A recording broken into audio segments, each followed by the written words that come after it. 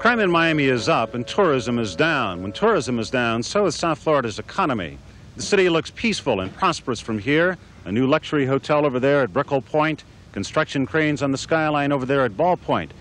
But tourism officials are deeply worried, and they held an emergency meeting this morning to try to map plans to revive the flagging tourism business.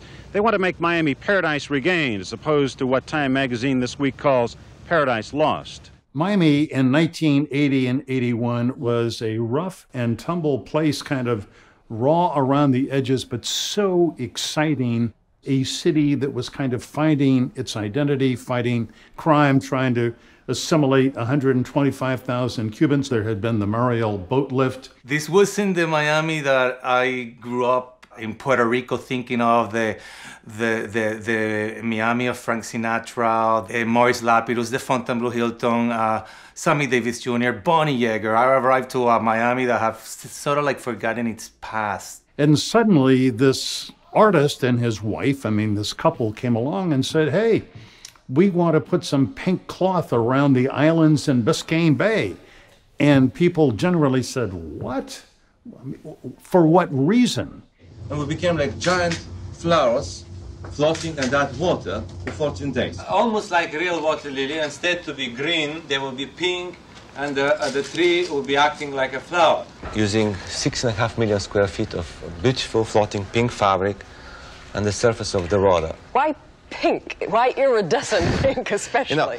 Probably this is one of the most painterly projects I ever do. Painterly? Yes. All other projects, you see the color slides, they was mostly like sculpture, structure. When the surrounded islands, we're working on surface, flat surface, and the pink color, I find it the most exciting, artificial, in the same way most beautiful with the water and the bay, with the sky, and with the tropical vegetation of the islands. Jan van der Mark, who was the first director of the Center for the Fine Arts, had convinced Cristo and Jeanne-Claude that they should come to Miami and see what's going on down here. The Center for the Fine Arts was a really wonderful art museum and Kunsthal concept that it would be a place where great art would be bought and great exhibitions would be. The Center for the Fine Arts was an applicant for the Cristo project. And given the fact that it was controversial, it means quite a bit that an art institution would do that. The Center for the Fine Arts is now known as Perez Art Museum, PAM. Van der Mark wanted visibility for the new Center for the Fine Arts, which was almost finished. And he had contacts with artists from all over the world. And one of his contacts was the Cristos. So he decided, bringing the Cristo down. He didn't know if Cristo was going to like doing a project here, He might come and visit and say goodbye. Everyone assumed that they were going to wrap a building because that's what they did. And nobody knew what it would be, but they thought, the wrapped Freedom Tower, the old Miami Beach City Hall, the Biltmore. Cristo and Jeanne-Claude met me at the Miami Herald, which was then right next to the Venetian Causeway, across from where the Art Center is now. I was then the architecture critic of the Miami Herald, and probably I knew every road in Miami better than anybody else at that point, except maybe a mailman. So we got in the car and they said, can we drive across this causeway, the Venetian Causeway? And then they said, could we drive back? And I said, well, sure. I'm thinking, what? And then they said, can we drive back again? And then after we'd made these 5 trips, they looked over and they said, what's that over there? Pointing at the Julia Tuttle. So up we drove, up Alton Road to the Julia Tuttle. We went across the Julia Tuttle. And then we went back across the Julia Tuttle.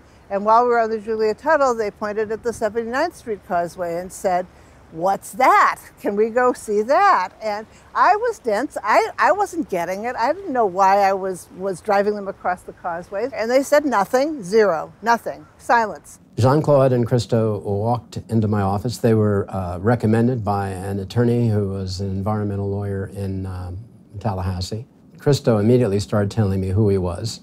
And Cristo is very expressive, and he has quite an accent. And all of a sudden, Jeanne-Claude, who's equally exotic and dramatic, says, Cristo, stop that.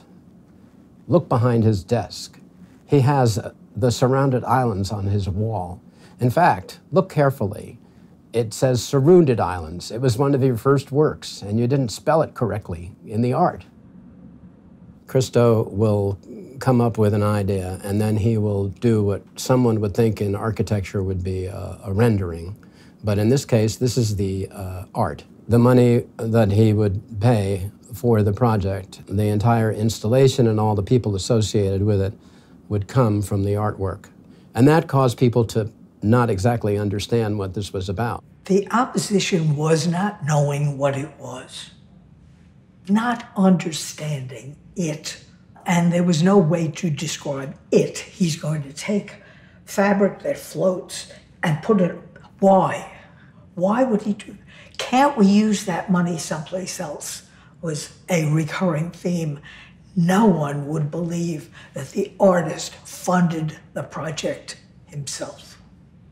That we who bought the artwork, the renditions, the anticipation of what the project was going to be, was funding it. Suddenly these little spoiled islands that no one had paid any attention to, they decided that it was going to create all kinds of havoc for the wildlife.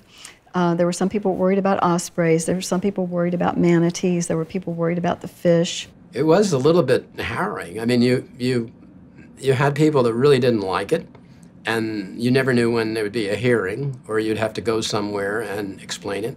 The Count of Antichristo, the person who opposed the project, was clever. So he wrapped himself and others, I guess, in garbage bags, plastic garbage bags. And he stood at the courthouse and he said, "I'm the Count of Antichristo."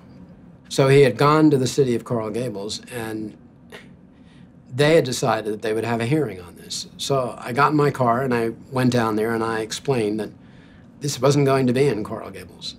And we'd already gone to the League of Municipalities, which included all the different cities, and they had approved it. And they said, "We don't care. We're voting against it." So they proceeded to vote against it. It didn't have any consequence. They could say they were vigilant about more things than they had to be. That's beautiful. It is. I think it's exciting for Miami to be doing things like this. It's avant-garde. Crazy, I think. Ugly. We will undoubtedly be the focus of tremendous international publicity. There is clear and present danger. Everybody can paint on canvas, but everybody can't wrap islands. I think it's a waste of money, actually. I think it's great. It's just crazy. I don't know how people call it art. It's different than all of the things that most artists do. People are arguing and talking about it constantly, and that's what's so exciting about it. Pink plastic. Well, I don't know if you want my comments for it. It doesn't sound too appealing. Well, in a sense, art means whatever meaning you attach to it. And it cannot ever be the same for you as it can be for me. When the project was proposed, I was chairman of the Biscayne Bay Management Committee. My initial reaction was, hey, this bay is beautiful enough without putting a bunch of pink propylene in the bay. And I was focused predominantly on the environmental aspects of the restoration, and so this was not something that I would have thought of as part of the restoration of the bay. The most dramatic thing, I guess, that happened was the county commission meeting. It finally came before the county commission for I think they called it a Class 1 permit. There was a whole negative presentation, and then the Cristo's attorneys and back and forth, and it was just before lunchtime, and they were getting ready to take a vote. Because I am an incurable optimist, I knew it was going to pass. There was no question about it. What on earth could you be against? But at the time, as I said, I was really focused on the environmental aspects, and I sort of forcefully led the charge against it, made the motion to defeat it, and it carried 5-4. So the project was dead. We were going to be in the centerpiece of art in the world, and it was defeated. And I fell apart. When I went out into the lobby to go to lunch, Jeanne-Claude approached me and Cristo approached me, and very humbly and very kindly they said, you know, we understand, we respect your position on this. Can we take you to lunch and discuss it a little bit more? And as I recall, I just posed a very straightforward question to Cristo. I said, explain to me why this is art. And it didn't take me long to realize how really ignorant I was. It was art, because anything that teaches you something or moves you can be classified as art. And this taught the world about Biscayne Bay. Since I had made the motion and was on the prevailing side under Robert's rules, I could go back to the commission after lunch and move to reconsider the last vote, which is what I did. I needed some other justification other than I realized that I was wrong. And I suggested kind of meekly, could you create something for the base, like maybe 1,000 images of the project after it's completed that you would number and sign? And we sold them for $150 a piece. And we garnered $150,000 for the Biscayne Bay Trust Fund. So it really was a significant impact on the health of the bay. Ralph, Biscayne Bay is in the pink, or the pink is almost in the bay if you prefer. In either case, Cristo is on the verge of wrapping it up. Pink polypropylene. This is what Cristo will use to wrap the islands, and it will take 6.4 square million feet of it.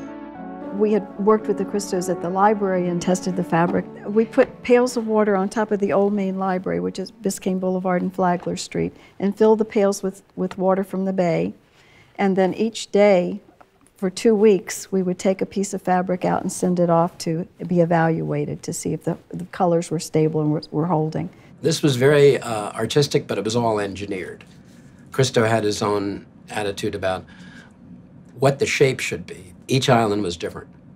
And so the fabric around it was part of the art, the configuration. The engineers were phenomenal. Oh, the engineers were incredible. There were so many things that had to be done and problems solved, things thought out. And so that it all got taken from the islands they were also different. Yeah. Yes, so each one. It was like cutting a dress or something for someone. By spring of this year, preparations for the Pink Project reached a fever pitch. More than 400 paid helpers were recruited from the local community. In Hialeah, factory workers sorted and sewed more than 6 million square feet of pink polypropylene. Engineers pored over plans, and workers out in the bay began planting more than 600 specially made anchors to hold the Surrounded Islands project in place.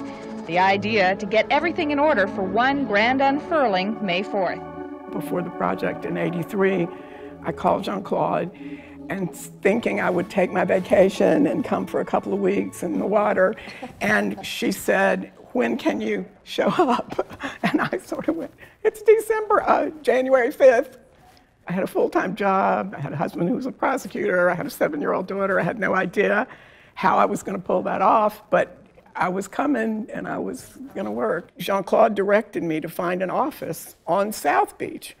And I'm like driving up and down, and here are all these derelict hotels falling down, the Versace mansion in ruins. And I'm thinking, why? How in the world? Why does she want an office here? In the early 1980s, Miami had discovered or really rediscovered color. And the Art Deco district, most significantly, was being painted up like a sunset. The colors of the Art Deco district were instrumental in its rediscovery and its reclamation. It had been there, but nobody could see the details and nobody could really see the architecture. And then there was a designer named Leonard Horowitz who painted what was then Friedman's Bakery in ice cream colors, in like sherbet lime green and lavender and pale pink and light blue. It's amazing to think that a few gallons of paint could spark an entire preservation movement. The Cardozo had been redone, and the Victor had been redone, and the Carlisle, I think, was on its way to becoming a yellow hotel, all thanks to Andrew Capitman and Margaret Doyle, who then took in all the Cristo workers and put them up. Jeanne-Claude understood the importance of that architecture. And then when her collectors started coming in near the end of the project, she has us putting all the European collectors in the Art Deco hotels. And Barbara Capitman and the Miami Design Preservation League have been working very hard trying to preserve a lot of those buildings. And every day I would have to call and see if there were any rooms fixed up prepared yet. Just hanging outside Ocean Drive, outside the Leslie Hotel, just to see if we saw this guy, not even thinking of approaching him, but it's like, oh, there he is. Cristo, this guy that has really conceptualized this work with his wife, and it's going to happen, and maybe feel his energy. But simultaneously, we were being introduced in a more unconscious way to this really futuristic city in ruins, which was Miami Beach. And it was Cristo really that introduces me to Miami Beach at that moment. There was something new under the sun this morning on Biscayne Bay. In addition to the gold of sunrise and the blue of the bay, there was pink. Yards and yards of pink polypropylene slowly unfolding. It was P-Day, Pink Day, -1 and counting. After 2.5 years of planning and pleating, not to mention cutting and sewing, Cristo was less than 24 hours away from completing his most ambitious project, Surrounded Islands. And how was it going? Very well. Today's principal task was positioning the booms with the fabric around each of the 9 islands.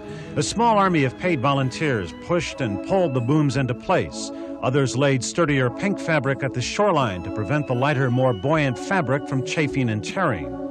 10 people told me last night that we should stop and take a rest, and I was so revolted because I said, nobody would ever tell a pregnant woman who is giving birth, why don't you go to the movies for 2 hours, take a rest, and finish it afterwards? It's ridiculous. Cristo doesn't expect to silence his critics when he unfurls this fabric tomorrow morning, but he may convince them that a work of art doesn't always have to hang on a museum wall. On Biscayne Bay, Michael Putney, Channel 4 News. The excitement in Miami was the assembling, the building.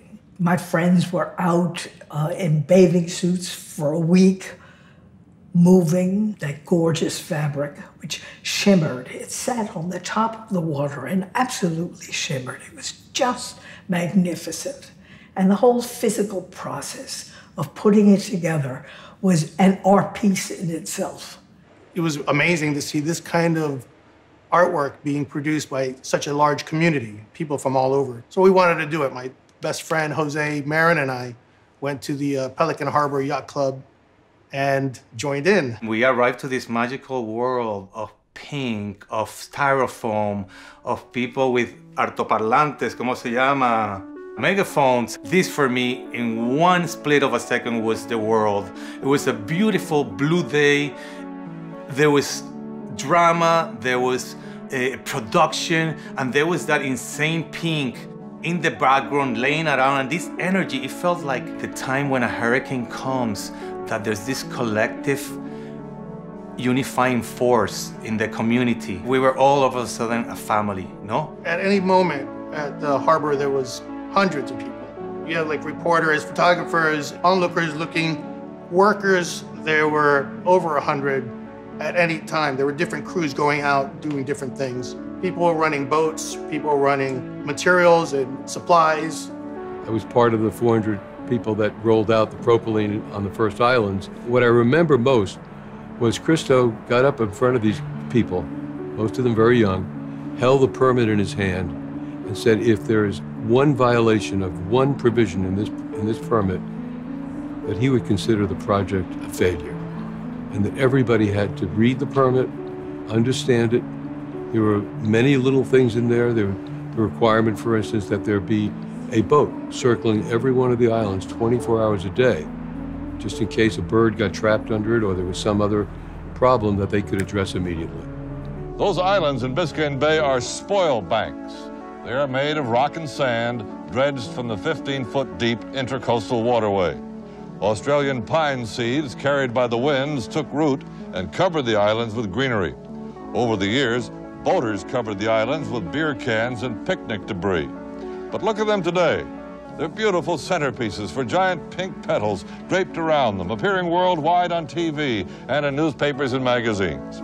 The islands, which we ignored, have now become a global showpiece for Miami and at no cost to taxpayers. Thank you, Cristo. We were too close to the trees to see our forest. Miami has got the most incredible light and the most wonderful textures and the most beautiful skies.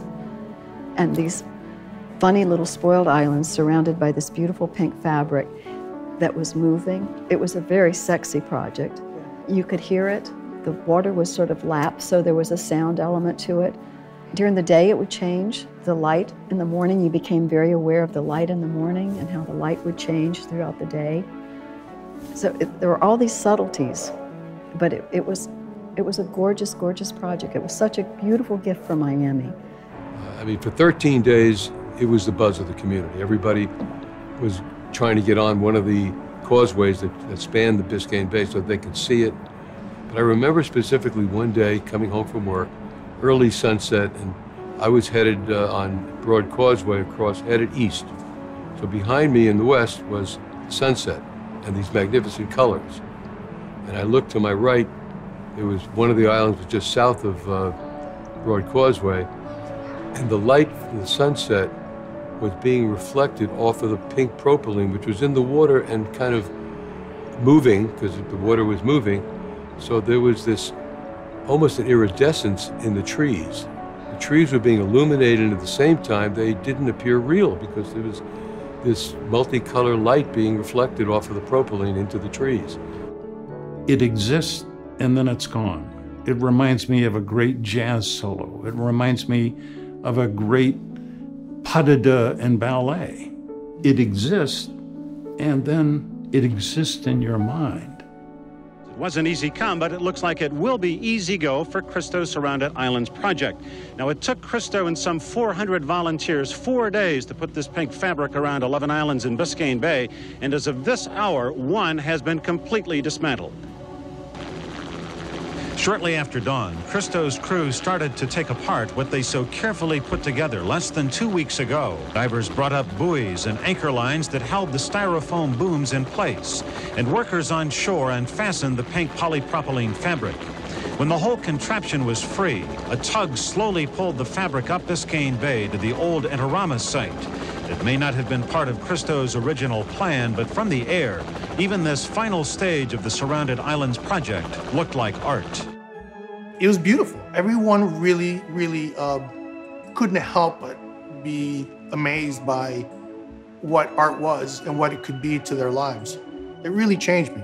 Part of what made Surrounded Islands so welcome was it was just beautiful. For me to cover the process in which it was finally permitted, and then to see the construction and to see the finished project was one of the great joys, pleasures, delights, and profound experiences of my career. It's interesting that the two greatest art projects in Miami through my 60-some-odd years of history here have been Cristo, which cost us nothing and brought us incredible international acclaim, and the second was Art Basel. Cost the taxpayers nothing, not a single cent.